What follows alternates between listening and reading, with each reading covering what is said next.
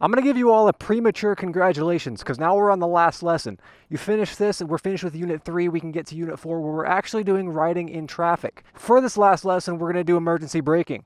We got 2 sets of cones set up about 40 feet apart. Now you may end up using more than the 40 feet when your first couple attempts, but the goal is to use as little space as possible to stop.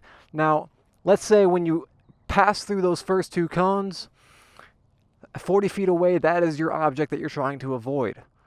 You don't want to come right up next to your object that you're trying to avoid. You want to stop as far away as possible. And let's say that object, you can't swerve around it. If you could swerve, do that instead. But if you have to stop, this is the time to practice that, because progressive brake pressure, that is a skill that you can practice so that you don't lock up your front brakes. So for the first demonstration, I'm going to have ABS turned on. It's called anti-lock braking system. So in layman's terms, what that means is that if I were to just grab a handful of my front brake, instead of my front tire just stopping and then it would slide and I would wash out and dump the bike immediately, ABS is going to make it so that it'll interfere with my front tire stopping. So if I were to grab a handful of brake, it's going to push back against me and say, no, you're giving it too much. And that's all the ABS is doing. So for the first demonstration, I'm going to slam on my brakes and show you what that would kind of look like and feel like. If you don't have ABS, don't even sweat it. Just learn progressive brake pressure, which is, doesn't matter how fast you pull your brake, as long as it starts off slow and progressively gets quicker and quicker and quicker and quicker. So it's like a squeezing an orange. You're not just going to smash the orange, you're going to squeeze and squeeze and squeeze it, and harder pressure as you go is going to give you the most amount of stopping power. So while we're learning progressive brake pressure, keep that in mind, is that it doesn't matter how fast you want to stop. You can start off really slow and continue really slow and just give it more and more and more and more pressure. Now, for the demonstration on the ABS and what ABS sounds like, let me go ahead and slam on the front brakes and show you. Ugh.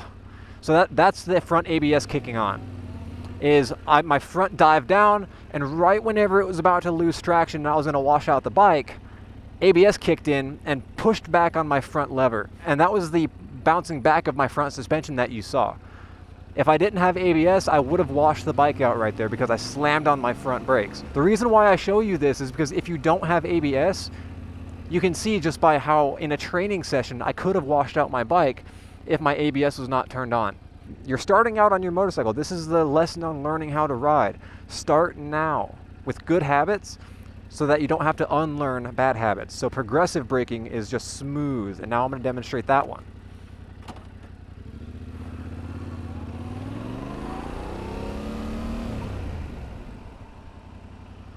That was a lot more smooth of a stop than kicking on ABS and panicking, because let's say ABS kicks in but you're still in danger, you've still got something in front of you. So progressive brake pressure is important. So what I'm going to do is I'm going to turn off my ABS, and now I'm going to show you what it looks like if you slam your back brake without ABS. Again, I'm not going to slam my front brake. You saw how easy that was to wash out. This is for demonstration purposes of how easy it is to lock up your back brake.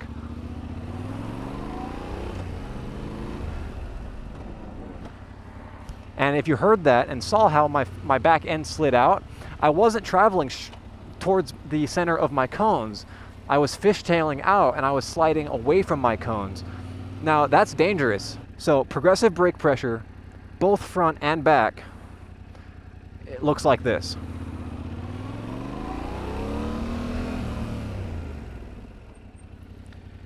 And there, I didn't lock up either of my brakes. I didn't have ABS kick on for either one of them. And I stopped well ahead of my 40 feet range that I set out. Now, some key takeaways for braking would be is you don't want to use your brakes while you're turning. Everything you do on your bike is going to require traction, and you only have so much of that to go around. So when your handlebars are straight, that's when you can brake the most. If you start turning while braking, you have a higher chance of losing that traction and washing out. Again, like I demonstrated, don't slam your brakes. ABS is going to kick on if you have it, and that's going to startle you. If you don't have ABS, you could wash your bike out immediately. So progressive brake pressure, keep your handlebars straight. And then get prepared for that weight transfer, because as you're slowing down, the forces of your bike are going to get transferred to your front suspension, including you with that. The bike is going to dip, and that weight transfer is just going to become natural to you. It's going to start off unnatural though. And the last thing, when you're coming to a stop, especially whenever you are emergency braking and have to come to a complete stop, Like I mentioned before, a lot of people forget to put your feet down and regain control of that bike.